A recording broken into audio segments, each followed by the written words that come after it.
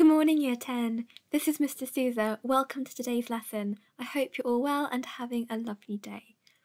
So today we'll be looking at the rhetoric, which is also your title. So please could you write down the date and title, and then you've also got your do now.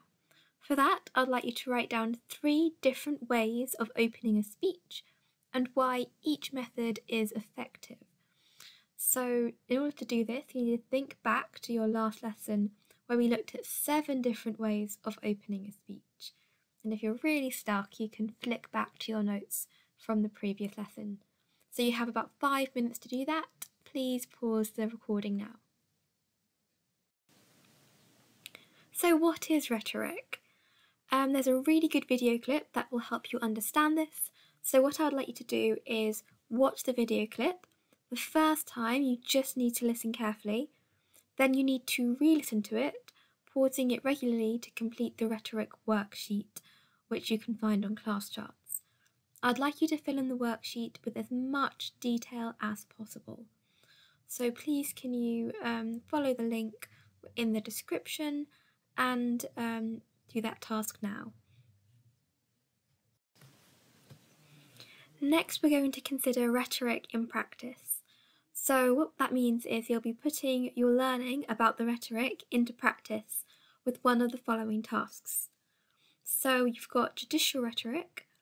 This is writing a short speech, persuading the audience we should all be responsible for each other, and do it as if you are the inspector in an inspector calls. So you know me, that's probably the one I would choose. It's something I believe very strongly, but you may decide to choose one of the other ones. It's entirely up to you. The second one is epidectic. So you're writing a short speech that praises Sheila for accepting responsibility and trying to encourage her family to do the same. Then you've got deliberative. You're writing a short speech that persuades the audience that equality is unachievable for all. Is that something you agree with, or do you disagree? If you would like, you can change the red tasks to tasks that relate to Jacqueline Hyde, if you would prefer. And what I'd like you to do is write down the task you'll be completing, then use the success criteria in order to complete the task. So this is the success criteria. If you're going with the judicial option, you need to use facts, evidence, quotations from inspector calls, and present both sides of the argument. If you're doing the epidectic, you need to use humour, anecdotes, so short personal stories, inclusive personal pronouns. If you're going with the deliberative option, you should include rhetorical questions, direct address, facts, opinions, and emotive language. So language that makes the reader or listener feel a particular emotion very strongly. And regardless of which option you decide to go for, you would need to include good vocabulary, accurate spelling and grammar, a range of sentence structures, a range of punctuation marks, and I would also advise you to play around a bit with paragraph lengths. Remember, you're trying not to keep them all the same, have a bit of variety there, as well as experimenting and playing around with sentence lengths. So those are all the things that you need to consider. You have 15 minutes now to write your example of rhetoric, so please pause the video and then off you go. Okay, next, I would like you to look at the following example that has been annotated using the success criteria.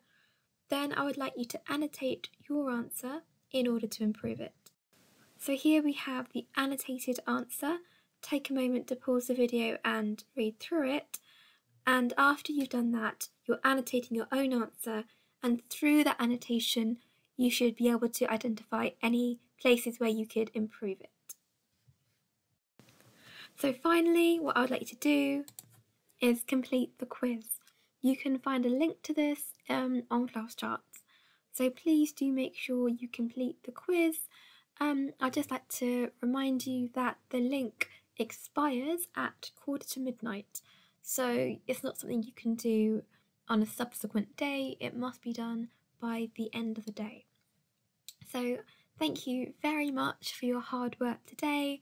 I hope you enjoyed today's lesson, and please do send me photos of your work so I can give you achievement points.